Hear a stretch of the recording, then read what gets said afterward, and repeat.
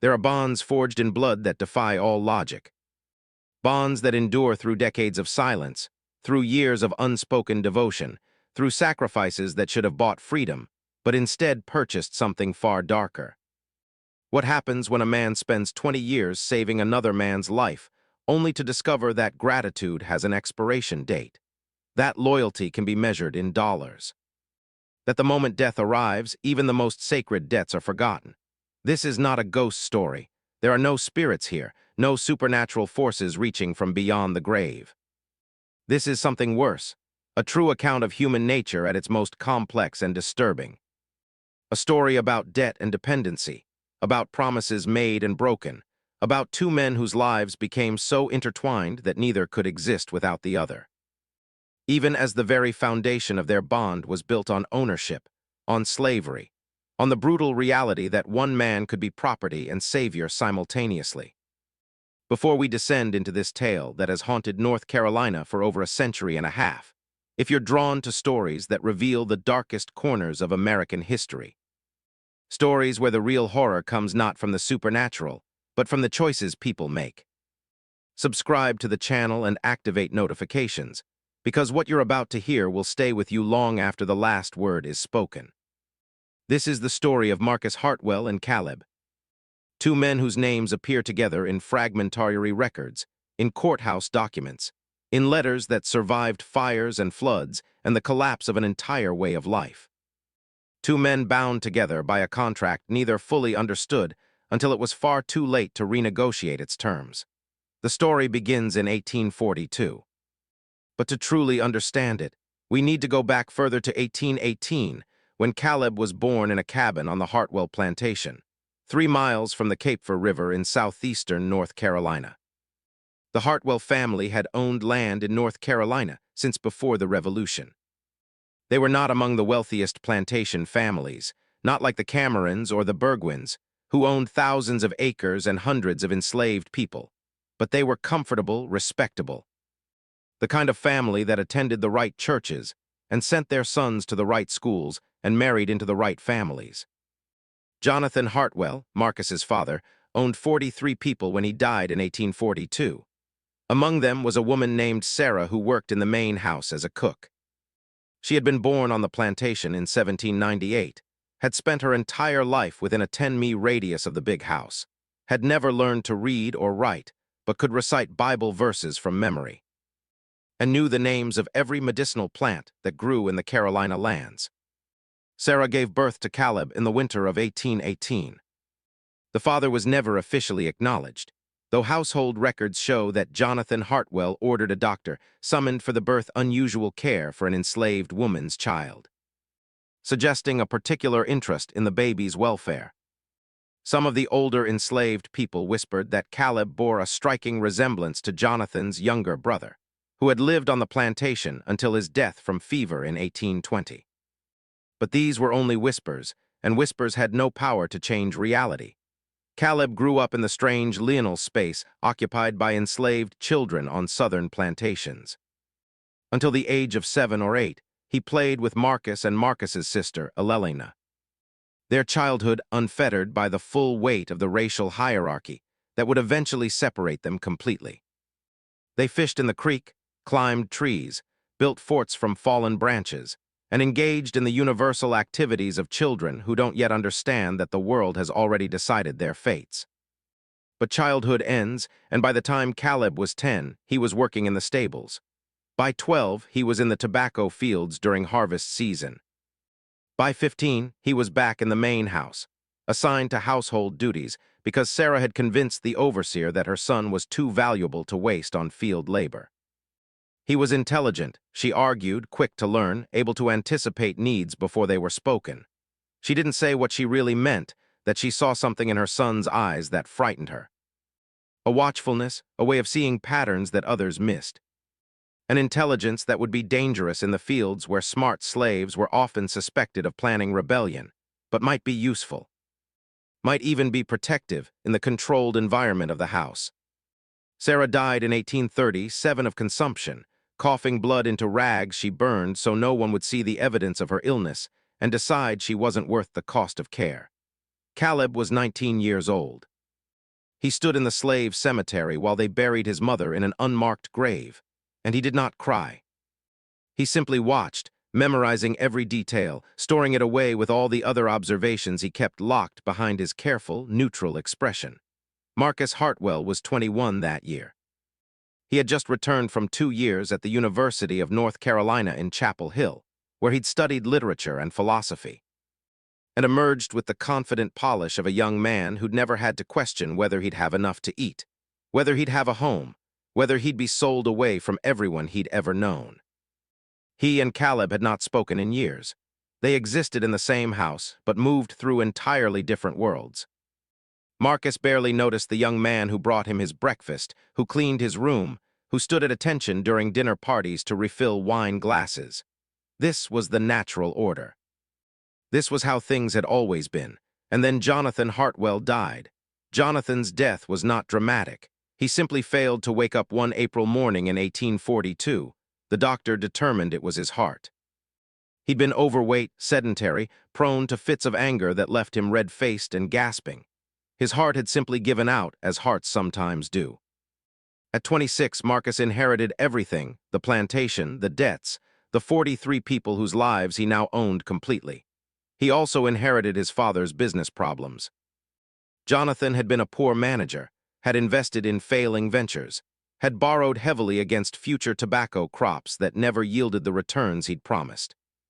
Marcus found himself drowning in obligations he'd never expected to face so soon, and with no real understanding of how to manage an estate, he made mistakes, costly ones. In those first months, Marcus would sit in his father's study, now his study, and try to make sense of ledgers that never seemed to balance. He would review bills and promissory notes and feel panic rising in his chest. The walls of the plantation, which had always felt like protection, began to feel like a prison. It was during one of these late-night accounting sessions, 3 months after his father's death, that Marcus first really noticed Caleb. The young man had brought coffee, as he did every evening. But instead of simply setting down the tray and leaving, Caleb hesitated. "Permission to speak, sir?" Marcus looked up, irritated by the interruption. "What is it?" "The Johnson tobacco, sir. In the ledger, you're being charged 3 cents per pound more than the market rate." Marcus stared at him. "What did you say?" "The Johnson tobacco, the entry from last April. It's 3 cents per pound higher than what Mr. Patterson paid for the same grade. I saw the invoices when I was filing papers in the office." Marcus looked down at the ledger, his pulse quickening. He found the entry, did the calculation. Caleb was right. "You can read?" Marcus asked, though it was illegal to teach enslaved people to read and write in North Carolina. "No, sir," Caleb replied calmly. "But I can recognize numbers and patterns. My mother taught me. It was a lie, of course." Sarah had taught Caleb to read in secret, using a Bible stolen from the main house, teaching him by candlelight in their cabin after everyone else was asleep. But admitting that would put both of them. Well, Caleb now, since Sarah was dead, in danger. Marcus studied the young man before him with new eyes. "You've been paying attention to the household accounts. I file the papers, sir. I can't help but notice. And you noticed this discrepancy?" "Yes, sir." Marcus leaned back in his chair. An intelligent slave was valuable, but also potentially dangerous. His father had always warned against educating them, against allowing them too much knowledge. But his father was dead and Marcus was desperate. "Are there other errors you've noticed?" Caleb hesitated, then nodded. "Several, sir." "Show me." That night, Caleb identified 6 other accounting errors in the plantation books. Some were honest mistakes. Others appeared to be deliberate fraud by suppliers or traders who assumed the young, inexperienced Marcus wouldn't notice. When they finished, it was nearly 2:00 in the morning. Marcus sat in silence, overwhelmed by the realization that this slave, this man he'd barely acknowledged for years, had been quietly observing, analyzing, understanding the business of the plantation better than Marcus himself. "Why didn't you say something before?" Marcus asked. Caleb met his eyes. "It wasn't my place, sir." "No, I suppose it wasn't." Marcus paused. "But I'm making it your place now. From now on, you'll assist me with the accounts quietly. I don't want the overseer or anyone else knowing, but I want you to review the books and tell me what you see. Can you do that?" "Yes, sir." "Good. Now get out." Caleb left. Marcus remained in the study, staring at the ledgers, feeling the first stirrings of something he couldn't quite name. Not friendship, that would be impossible. Not even respect exactly, but a recognition, an acknowledgement that this man whose life he owned might be more than just property. It was a dangerous thought, and Marcus pushed it away. But the arrangement continued. Over the following weeks, Caleb's observation saved Marcus thousands of dollars. He identified fraudulent charges, negotiated better rates with suppliers. Through Marcus, of course, a slave couldn't negotiate directly, and helped Marcus understand the seasonal rhythms of tobacco farming that his father had never properly explained. Catherine Bennett entered Marcus's life that summer. She was 19, the daughter of a prominent Charleston merchant, visiting relatives in Wilmington when she and Marcus met at a church social. She was lovely in that particular way. Southern women of that era were expected to be lovely, demure, well-mannered, educated just enough to be interesting, but not so much as to be threatening. Marcus courted her with the intensity of a man who needed something stable in his life, something that made sense when nothing else did.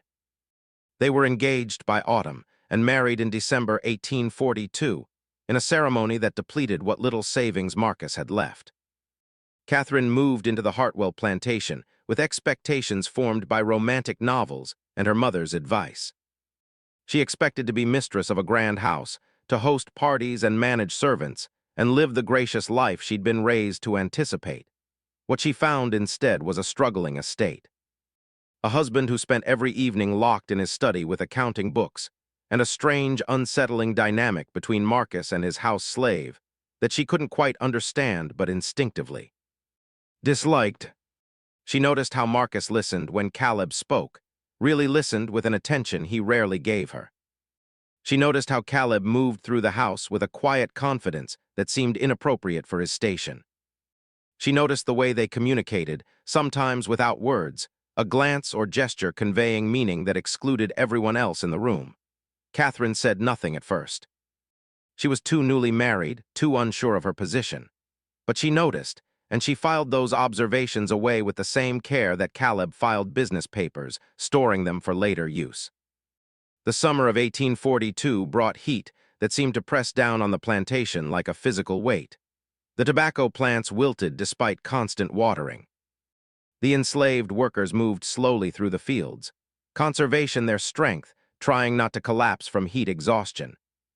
Marcus decided to inspect the northern property line where sharecroppers had been cutting timber without permission. It was July 15th, a Wednesday, the hottest day of the year.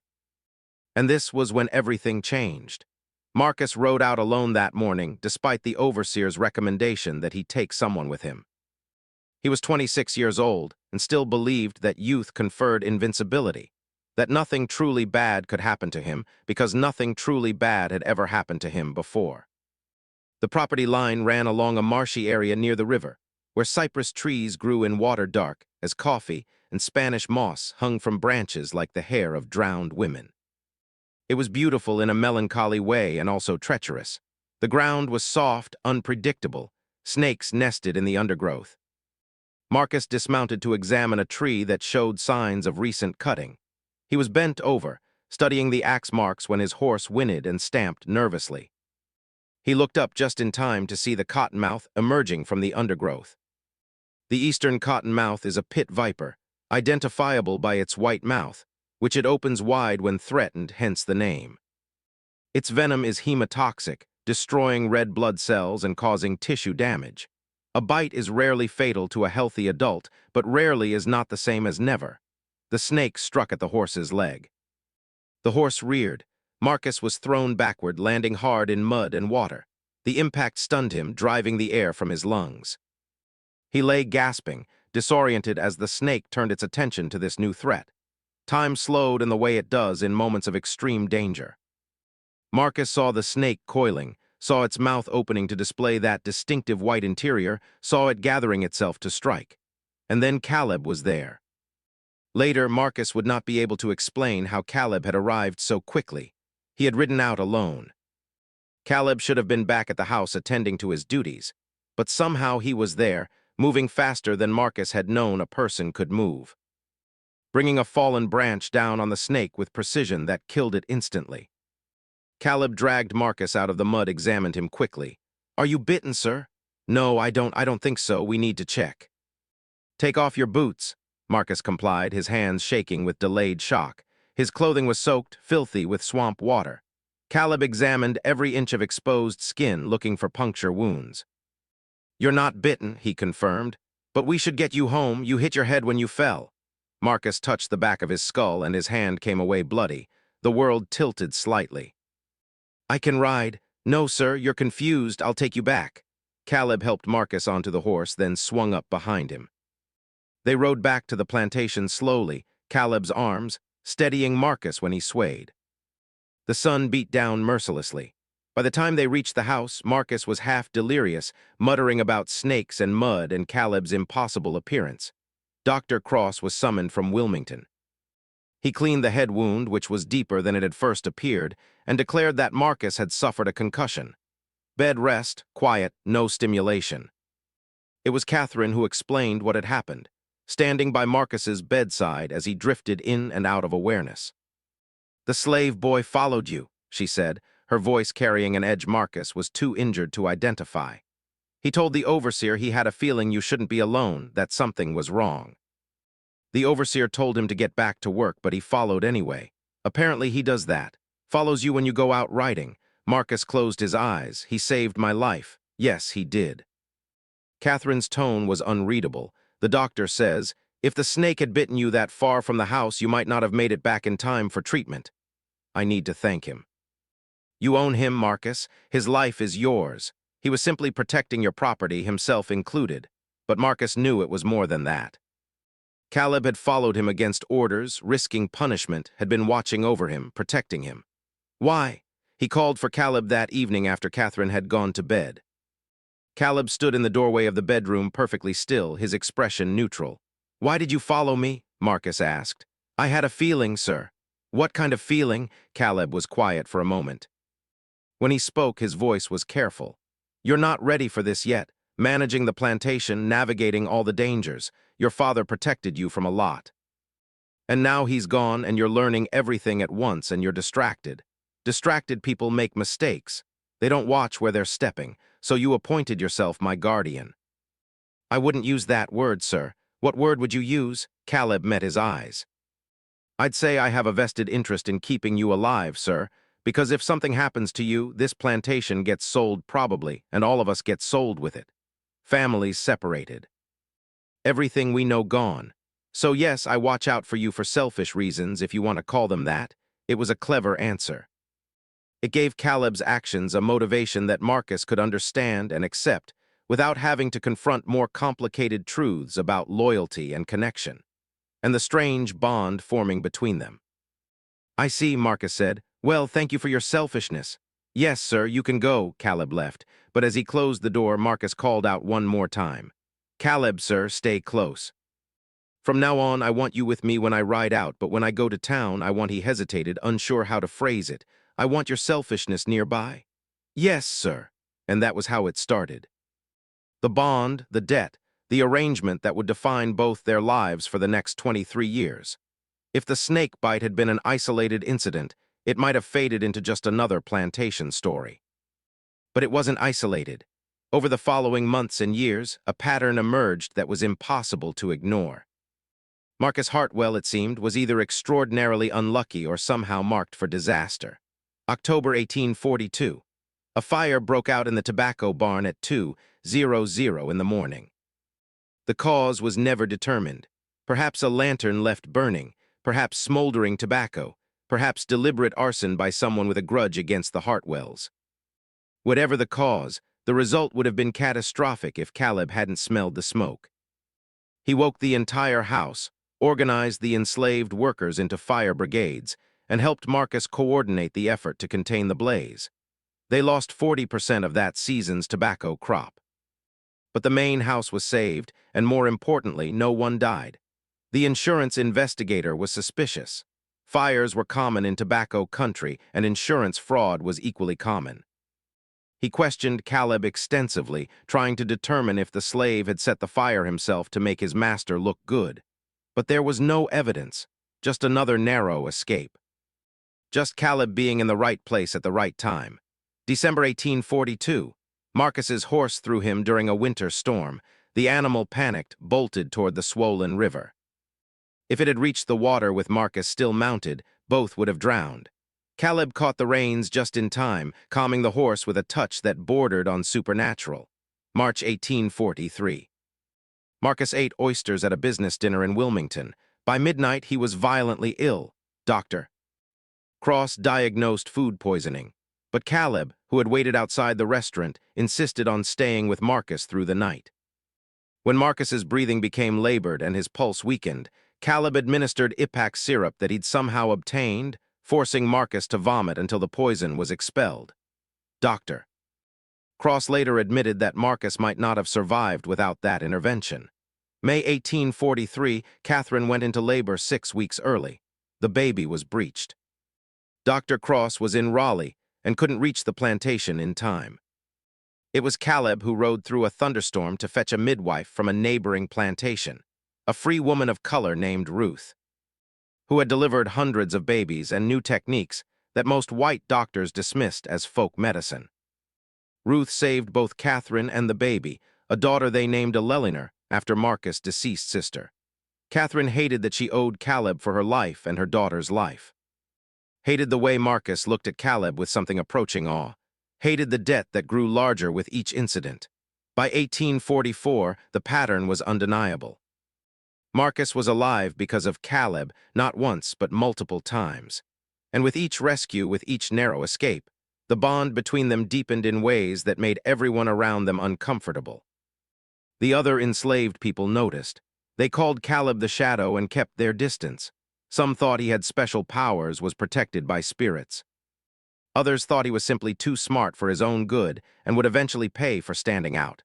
The white neighbors noticed, too. They whispered about Marcus' dependence on his slave, about how unnatural it was, how it undermined the proper order of things. A man who can't protect himself without a slave's help is no man at all. One neighbor said at a dinner party in 1845, loud enough for Marcus to hear. Marcus' response was cold. A man who can't recognize value in another human being, regardless of their station, is a fool, and I don't do business with fools. The neighbor found himself shut out of Marcus' business dealings. The message was clear. Criticize Caleb, and you made an enemy of Marcus Hartwell. It was power of a sort, strange, inverted power that didn't follow the established rules. Caleb was still enslaved, still property, still had no legal rights. But within the ecosystem of the Hartwell plantation, he wielded influence that transcended his legal status. And Marcus seemed not to notice how unusual this was, or perhaps he noticed and simply didn't care. In 1846, Marcus made Caleb a promise. They were in the study late at night, reviewing accounts as had become their habit. Marcus had been drinking not heavily, but enough to loosen his tongue. "You've saved my life 4 times now," Marcus said, staring into his whiskey glass. 4 times I should have died and didn't because you were there. Just doing what needs doing, sir. No, it's more than that. Marcus struggled to find words. "You're keeping me alive," Caleb deliberately, constantly, as if it's your purpose. "Maybe it is, sir, but why? What do you get from it?" Caleb was quiet for a long moment. "What do you want me to get from it?" The question hung in the air between them, laden with unspoken possibilities. "Freedom," Marcus said finally. "You should get your freedom." "That's what this is about, isn't it? You're earning it. I'm not earning anything, sir. I'm property. Everything I do belongs to you automatically. But it shouldn't." Marcus leaned forward, his eyes intense. "I'm going to make you a promise, Caleb. For every year you stay with me, for every year you remain loyal, I'm going to set aside money, $200 per year. When you've earned enough, when you've proven yourself beyond any doubt, I'll give you man mission papers and the money I've saved. Enough to start a life as a free man. Do you understand?" Caleb's expression remained neutral, but something flickered in his eyes. Hope, skepticism, fear. "How many years, sir?" 20 years of loyal service and you'll have $4,000 and your freedom. 20 years. Caleb was 28 years old. That meant he would be 48 before he saw freedom. Nearly an entire lifetime of service for something that should have been his birthright, but it was more than most enslaved people ever got. It was a promise, however distant. "I understand, sir," Caleb said quietly. Good. I'll have it drawn up in writing, witnessed legal. Marcus never had it drawn up in writing, never had it witnessed. The promise remained between them, verbal and therefore unenforceable. Whether this was an oversight or deliberate ambiguity, even Marcus might not have been able to say, but the promise was made, and both men lived under its weight for the next 19 years. Time moved differently on the Hartwell plantation. Days blurred together in endless cycles of planting and harvest, heat and rain, work and rest. But for Marcus and Caleb, time was counted in incidents, in moments when death reached out its hand and was pushed away. 1847, Marcus nearly drowned in the Cape Far River when his boat capsized during a fishing trip. Caleb pulled him from the water, performed the procedure now known as rescue breathing, bringing Marcus back from the edge of death for the 5th time. 1848, a rattlesnake in Marcus's boot. Caleb noticed it before Marcus slipped his foot inside. 1849, spoiled meat at dinner that would have caused severe illness, perhaps fatal. Caleb detected the smell and quietly removed Marcus' plate before he could eat. 1850, a loose cinch on Marcus' saddle that would have caused a fall at full gallop. Caleb tightened it at the last moment. Each incident could be explained away. Coincidence, luck, hypervigilance born from years of watching and protecting, but taken together, they formed a pattern that suggested something more. As if death itself was stalking Marcus Hartwell, and only Caleb stood between him and the grave. The plantation prospered during these years. Marcus' business acumen, sharpened by Caleb's observations and advice, made him wealthy. He expanded his land holdings, purchased better equipment, even bought 10 more enslaved workers when a neighboring plantation failed. Catherine bore 2 more children, a son in 1848 who died of fever before his 1st birthday, and another daughter in 1850 who survived. The grief over their son's death drove a wedge between Marcus and Catherine that never fully healed. She blamed him for working too much, for caring more about the plantation than his family. He blamed her for smothering the child, for not calling the doctor soon enough. Neither blamed the fever that had killed thousands of children throughout the South. They needed someone to blame, and they chose each other. In truth, Marcus was retreating into his relationship with Caleb, not sexually. There's no evidence of that kind of intimacy, but emotionally.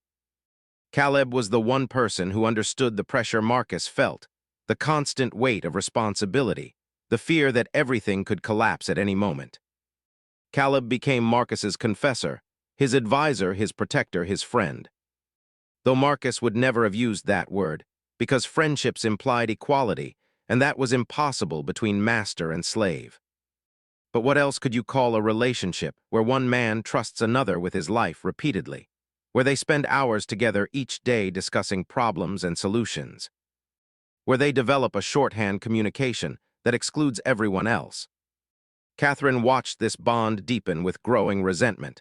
She tried to discuss it with Marcus once in 1851. "It's not natural," she said. "The way you depend on him, the way you listen to him." "People talk, Marcus, let them talk. They say you value a slave more than your own family. They don't understand, and then help me understand. Explain to me why you spend more time with Caleb than with your own wife and children." Marcus looked at her with eyes that held both frustration and something like pity. "He saved my life 7 times, Catherine. 7 times? Without him, you'd be a widow. Our children would be orphans. Everything we have would be gone. How can I not value that? You could free him. If you're so grateful, give him his freedom and let him go. I will, when the time is right. When is the time ever right to do the right thing?" Marcus had no answer, because the truth was that he couldn't imagine his life without Caleb. The protection, yes, but also the companionship, the understanding, the presence of someone who saw him clearly and stayed anyway. He was addicted to being saved, and Caleb was his salvation. 1852 brought drought and tension. The tobacco crop suffered. Neighboring plantations began selling their enslaved workers to cover debts. The mood throughout North Carolina was uneasy as whispers of secession and war began to circulate among plantation owners who feared Northern interference with their way of life. In August of that year, the 8th life-saving incident occurred. Marcus was inspecting tobacco plants in the southern field, chewing on hard candy to ward off hunger pangs. The piece of candy, lemon-flavored, imported from Charleston, lodged in his throat with sudden violence. He couldn't breathe, couldn't call for help. His vision began to blur as oxygen deprivation set in. He fell to his knees, clawing at his throat. Caleb ran from 50 yards away, moved behind Marcus, and performed what we now call the Heimlich maneuver. Though it wouldn't be formally named for another 100 years, he wrapped his arms around Marcus, made a fist, and thrust upward into the soft spot below the rib cage with practiced precision. The candy shot out of Marcus's throat. Air rushed back into his lungs, and Marcus's brother-in-law, William, witnessed the entire scene from the edge of the field. What William saw was a slave with his arms around his master, a slave striking his master, a slave in a position that looked from a distance like violence rather than rescue. The accusation came that evening. William burst into the house, his face flushed with alcohol and righteous fury. Catherine's family had come for Sunday dinner, and the meal was interrupted by William shouting, "I saw him hit you."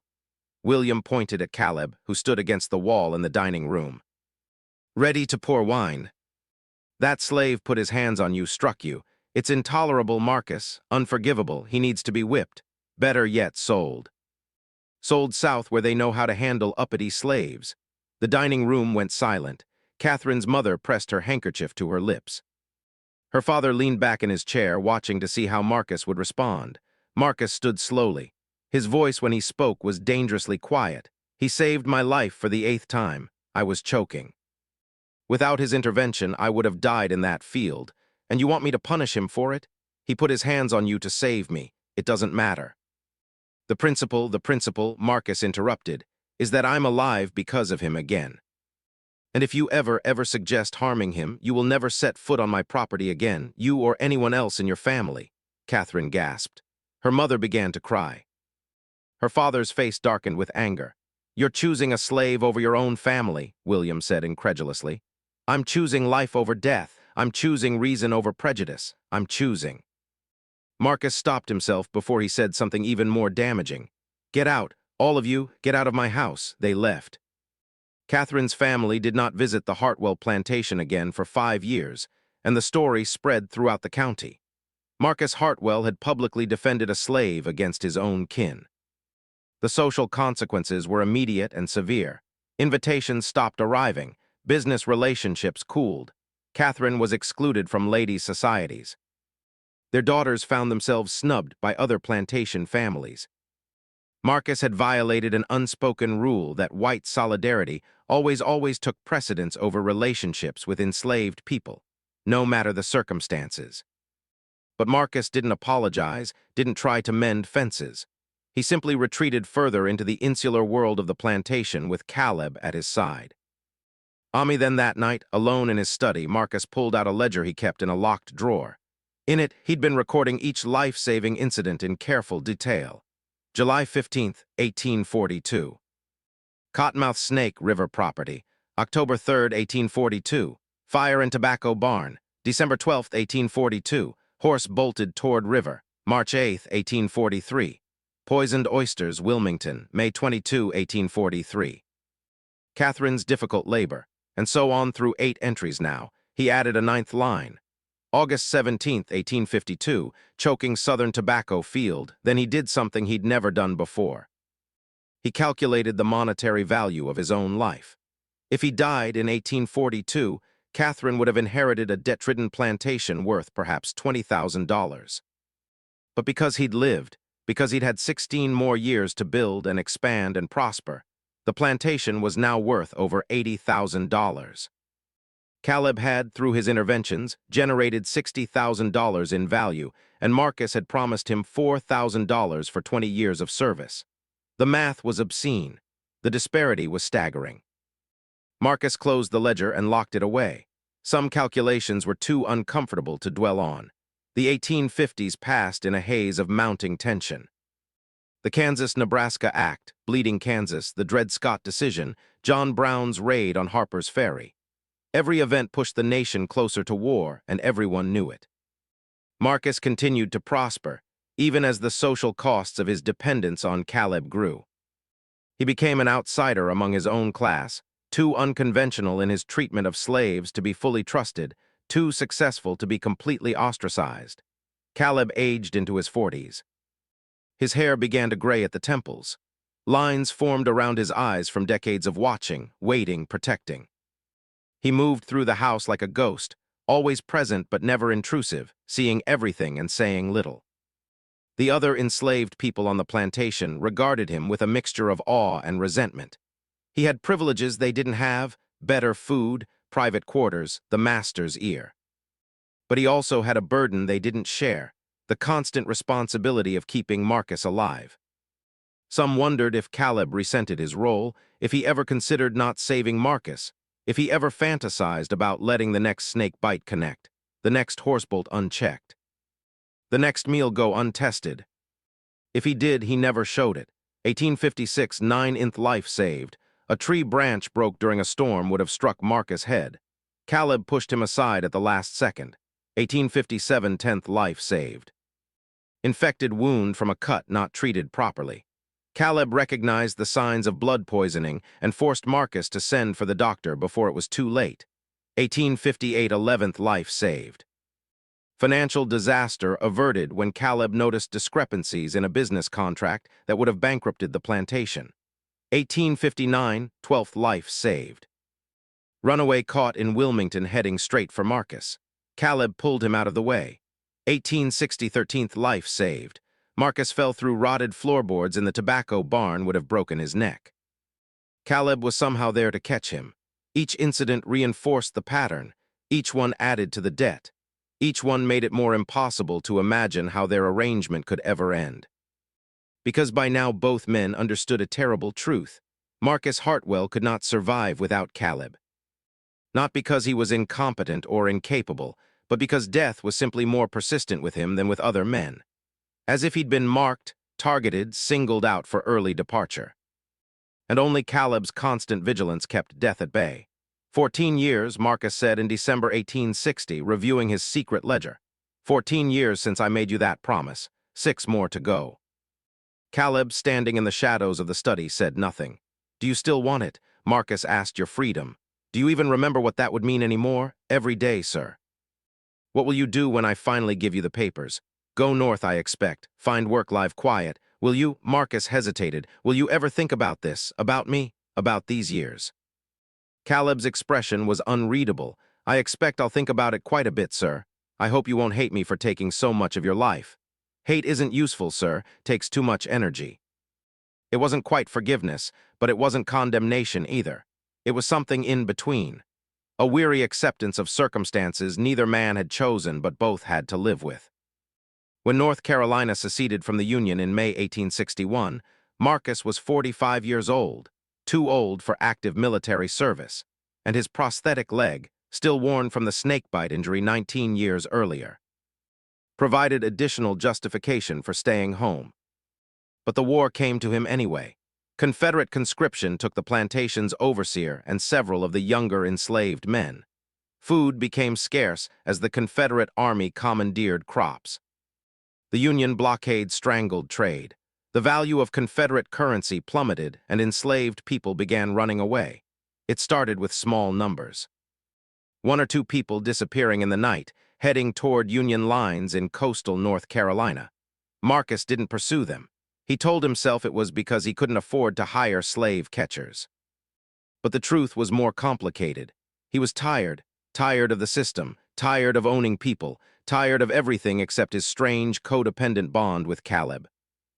By 1862, nearly half the plantation's enslaved workers had fled. The tobacco fields lay out. The main house began to show signs of neglect. Catherine had taken their daughters to Charleston in early 1861, ostensibly to stay with her sister until the war ended. She wrote occasionally brief, formal letters that conveyed information, but no warmth. Marcus understood that his marriage was over in all but name. Catherine would not return, not while Caleb remained, not while Marcus continued to choose his slave over his family. In September 1862, the 15th life-saving incident occurred. Deserters from both armies roamed the countryside, desperate men who'd abandoned their units and now survived by theft and violence. One night, 6 of them attacked the Hartwell plantation. They wanted food, horses, anything valuable. They would have burned the main house and killed everyone inside if Caleb hadn't heard them approaching. He woke Marcus, organized the remaining enslaved workers, distributed the few rifles Marcus kept. They held off the deserters until dawn when the attackers finally fled. In the aftermath, Marcus found Caleb sitting on the porch steps, bleeding from a shallow cut across his ribs where a knife had grazed him. 19 years, Marcus said, sitting down beside him. It was the first time he'd ever sat next to Caleb rather than above him, and the gesture felt both natural and transgressive. It's been 19 years since the snake, Caleb. One more year and I'll give you everything I promised. Yes, sir. Do you believe me? After all this time, do you believe I'll actually do it? Caleb was quiet for a long moment, pressing a cloth to his bleeding side. When he spoke, his voice was soft. I believe you want to do it, sir. I believe you mean it when you say it. Whether you'll actually be able to let me go, he shrugged. That's a different question. I will, I swear it. We'll see, sir. They sat in silence as dawn broke over the plantation, over the tobacco fields gone to seed, over the beginning of the end of everything they'd known. The war ground on. The plantation barely survived. Marcus sold everything that wasn't essential. Furniture, artwork, his wife's jewelry that she'd left behind. He refused to sell any of the remaining enslaved people, even though every other plantation owner in the region was liquidating their human property before Union forces could free them.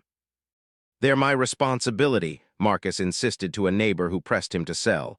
I won't abandon them, but the neighbor persisted. That one you keep in the house, the clever one. You could get premium price for him even now, especially if you marketed him to plantation owners in Texas or Arkansas, places where the war hasn't reached yet. That alone would cover your debts. Marcus showed the neighbor off his property at gunpoint, but the debts remained and they grew. By spring 1865, Marcus was nearly bankrupt. The Confederate currency he held was worthless. His crops hadn't been harvested in 2 years. The house was crumbling, and then Lee surrendered at Appomattox. The war was over. The Confederacy was dead, and Marcus had one final promise to keep. May 1865 arrived with unseasonable heat. The air felt heavy, oppressive, as if the atmosphere itself was holding its breath. Marcus summoned Caleb to his study on May 18th. The room was nearly empty. All the furniture had been sold except for a desk and 2 chairs. They sat across from each other, and for the first time in 23 years, Marcus did not sit elevated above Caleb. They were in that moment almost equal. 23 years, Marcus said, you've been with me for 23 years, you've saved my life. He consulted his hidden ledger one last time. 18 times, 18 times. I would have died if not for you. He pulled out a document from his desk drawer. I had these drawn up before the war. Man-a mission papers. Legal, signed, witnessed. You're free, Caleb. You've earned it 1,000 times over. Caleb took the papers, looking at the words with eyes that had secretly learned to read them decades ago. They were legitimate, legal. They would hold up in any court. There's money, Marcus continued. In an account in Wilmington, I've been setting it aside as promised. He paused, consulting another document. It's $3,800. Not quite the $4,000 I promised, but close. With inflation and the war, it's actually worth more than the original promise would have been. Caleb stared at the numbers. It was more money than most enslaved people saw in their entire lives. Enough to start a real life. Enough to buy land, to build a home, to live as a free man should live. Why now? Caleb asked quietly, because I promised 20 years of loyal service and I'm 3 years late. But better late than never. That's not what I mean. Why now specifically? Why today? Marcus looked down at his hands, because the world has changed. Because slavery is ending whether we wanted to or not. Because he took a deep breath. Because I'm tired, Caleb, tired of this system. Tired of owning people, tired of the weight of it all, and because you deserve to be free while you're still young enough to enjoy it. Caleb was 47 years old, not young but not yet old. He had perhaps 20 or 30 years left if he was lucky, years that could be his own finally. What will you do?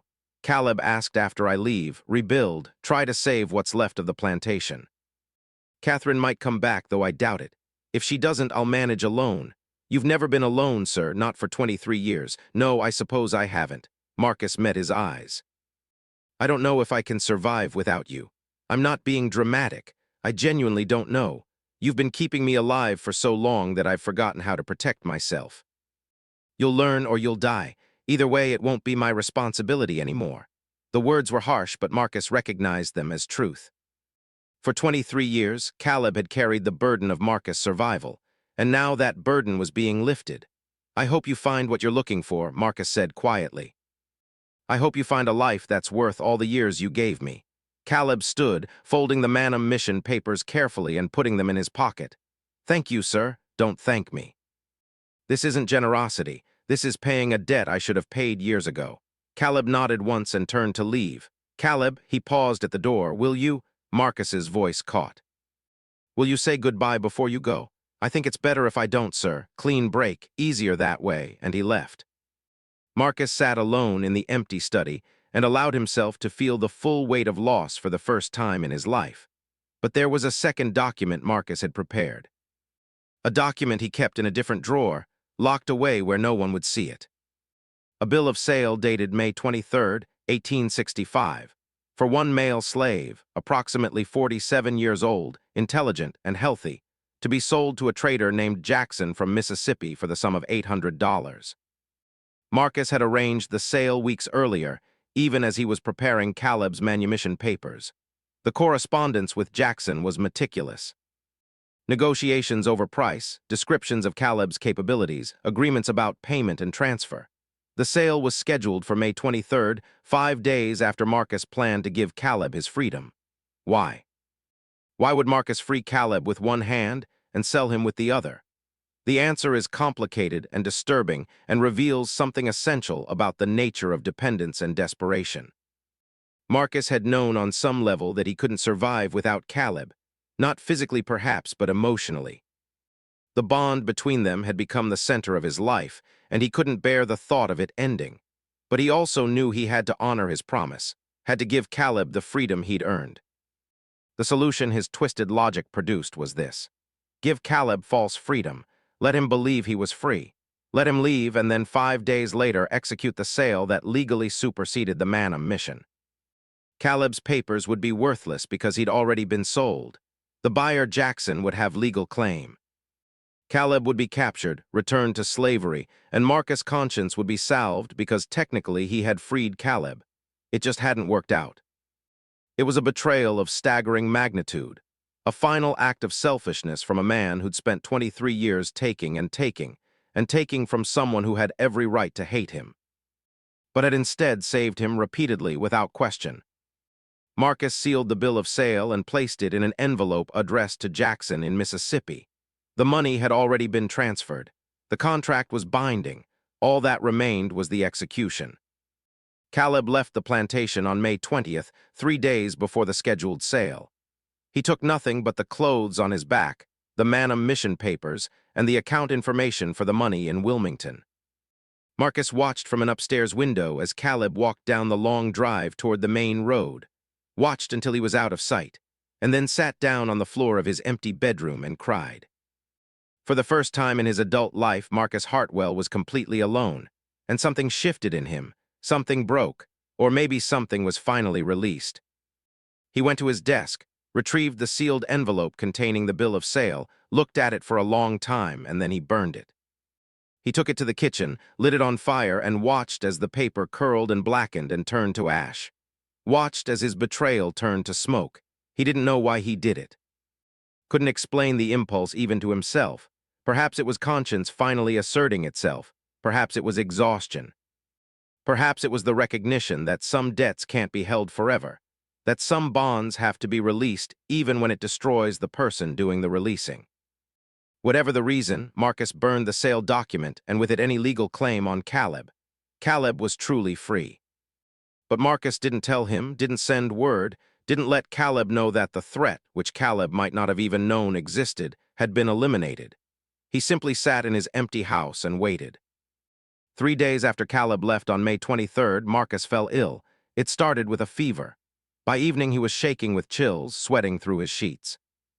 By the next morning, he couldn't keep down food or water. Typhoid fever, common in the chaos of post-war North Carolina, spread through contaminated water and poor sanitation. Dr. Cross came and made his diagnosis. The prognosis was poor. Marcus was 50 years old, weakened by years of war privation. Without modern medicine, his chances of survival were perhaps 1 in 5. The two remaining household workers, freed people who had chosen to stay for wages Marcus could barely pay, did what they could, but it wasn't much. Typhoid required constant care, and Marcus was sinking fast. On the 4th day of his illness, delirious with fever, Marcus called for Caleb. "He's gone, sir," one of the attendants said gently. "He left last week. He's free. He's gone north, probably." "No," Marcus mumbled, his eyes unfocused. "No, he wouldn't leave. He knows I need him. He always knows. He'll come. He'll save me." "He always saves me." But Caleb didn't come. Why would he? He was free. He had his papers, his money. He had a whole life waiting for him somewhere far from the plantation that had held him for 47 years. Unless Caleb had never left. Unless he'd been there the whole time, watching, waiting. The theory that has been passed down through generations of local families is this: Caleb didn't go north. He stayed in the area, hiding in the woods near the plantation. He was there when Marcus burned the bill of sale. Was there when Marcus fell ill. Was there watching as Marcus called for him repeatedly. And Caleb made a choice. For 18 times he had saved Marcus's life, had stepped between him and death again and again, had carried the burden of his master's survival for 23 years. Now finally, he had his freedom. And Marcus was dying, calling for him, needing him one more time. Caleb could have saved him. One more time, one final rescue. Instead, he watched and he let Marcus die. Not through violence, not through poison or suffocation or any direct act. Simply through absence, through the withdrawal of protection that had been extended for so long. It was the ultimate revenge. Not murder, but permission. Permission for death to finally take the man it had been reaching for since 1842. Or perhaps it wasn't revenge at all. Perhaps it was mercy releasing Marcus from his dependence, releasing himself from the obligation that had defined his entire adult life. Perhaps it was simply a man choosing himself finally after decades of choosing someone else. We'll never know because Caleb never told anyone.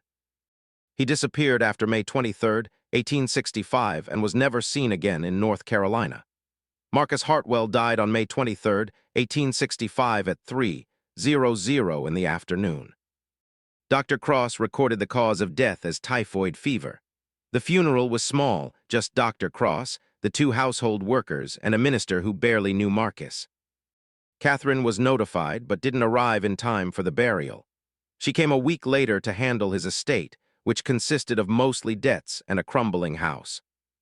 It was Catherine who found Marcus's private ledger, the one where he'd recorded every life-saving incident.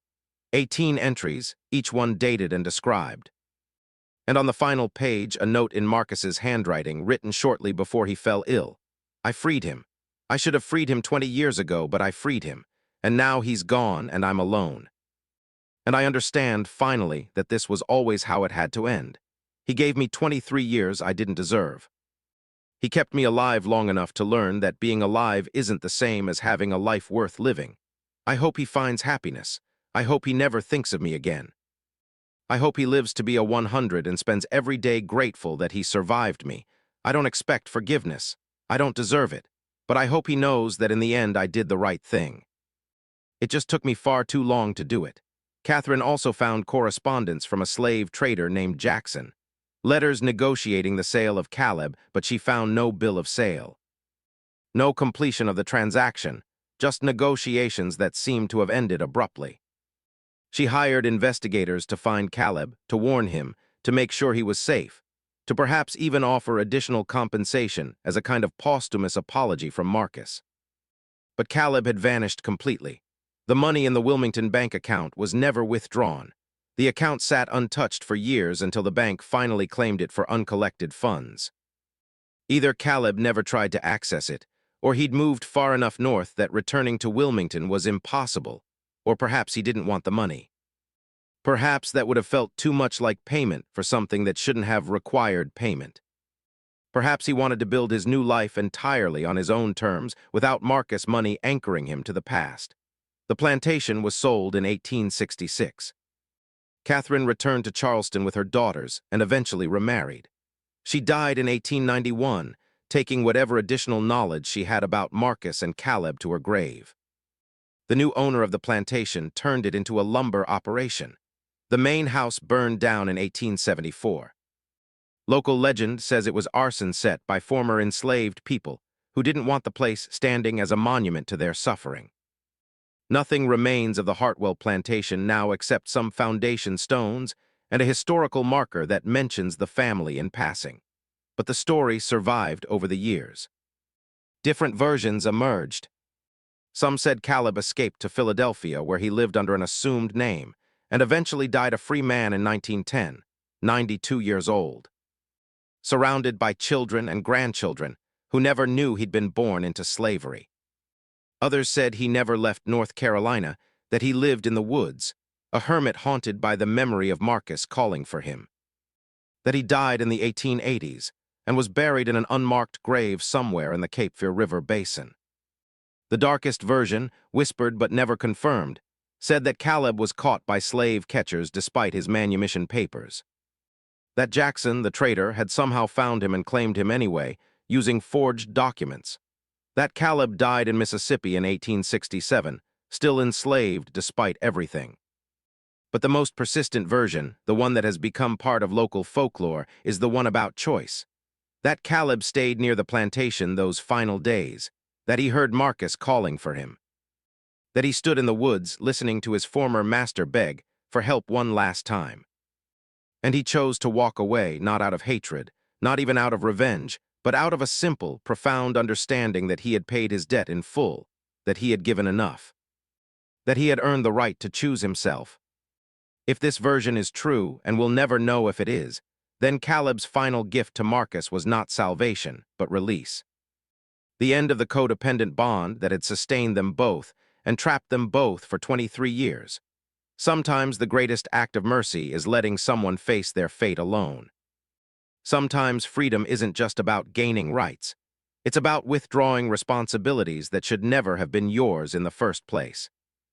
The story of Marcus Hartwell and Caleb exists in fragments. Plantation records, bills of sale, letters, doctor. Cross's medical notes, Catherine's correspondence, the testimony of people who lived on the plantation and passed stories down to their descendants. But the emotional truth, the why behind the what, remains elusive. Why did Caleb stay so long? Why did he save Marcus repeatedly when he could have let him die and potentially gained his freedom sooner? Was it strategic calculation, fear of consequences, a twisted form of affection? Or something else entirely? A sense of purpose that slavery couldn't quite extinguish even as it tried to crush every other aspect of his humanity. And Marcus? Was his dependence on Caleb a form of respect, however warped? Did he genuinely care about Caleb as a person? Or did he simply value him as the tool that kept him alive? Did Marcus burn the bill of sale out of conscience, or out of the recognition that he didn't want to live in a world where he'd committed that final betrayal? These questions have no clean answers. And perhaps that's appropriate because the relationship between Marcus and Caleb was never clean. It was built on an obscene foundation, the ownership of one human by another. And no amount of mutual dependence or strange affection could make that foundation less obscene. What we can say with certainty is this: two men lived and died in ways that were profoundly shaped by each other. One owned the other's body, the other owned the first one's survival. And in the end, when all the legal bonds were finally broken, neither man could exist in the way they had before. Marcus died alone, calling for someone who wasn't there. And Caleb, wherever he went, whatever life he built, carried the weight of 18 rescues, 23 years of vigilance, and the final decision to let death come when it knocked one last time. The slave who saved his master's life 18 times over 23 years and was sold or nearly sold the same day he died. Except that's not quite how the story ended, is it? Because Marcus died, but Caleb lived. And maybe that's the real ending. Not the betrayal, not the death, but the survival. Caleb survived Marcus, survived slavery, survived the weight of being someone else's salvation. And wherever he went, whatever name he took, however long he lived, he was free. Finally, completely free, even if freedom meant carrying memories that would never quite leave him. Even if it meant wondering sometimes if he'd done the right thing by walking away. Even if it meant living with the knowledge that he'd held a man's life in his hands and had finally chosen to let go. That's the truest ending. the one without resolution or closure or easy morals. Just a man walking away from 23 years of servitude and choosing for the first time in his life to let someone else save themselves or not. Because that was no longer his responsibility. And freedom ultimately is the right to say not my burden anymore. Not my responsibility, not my problem. I've given enough. I'm done. If this story has stayed with you, if you find yourself thinking about the bonds we form and the prices we pay for them, if you wonder about the thousands of untold stories like this one buried in the historical record, subscribe to this channel because history isn't just about famous names and major battles. It's about people like Marcus and Caleb whose lives intersected in ways that revealed uncomfortable truths about human nature, about power, about the debts we incur, and the ways we do or don't repay them. The story of Marcus Hartwell and Caleb is documented in fragments scattered across archives in North Carolina and South Carolina. The full truth of what happened between them, the emotional reality beneath the legal documents remains unknowable. But the questions persist. What do you owe someone who has saved your life? What do you owe someone who has owned your life? Can gratitude exist between master and slave? Or is the power imbalance too great for genuine feeling to survive? And when does loyalty become codependence? When does protection become prison? When does saving someone repeatedly become a form of control, even if that control flows in unexpected directions? These are questions without easy answers. And that's why this story haunts us over a century and a half after the fact. Because it's not really about slavery, though. Slavery is the framework that made it possible. It's about human connection in impossible circumstances, about the choices we make when there are no good options, about the prices we pay for needing people and being needed by them, about the moment when someone who has given everything finally chooses to give nothing more and walks away free. Finally free.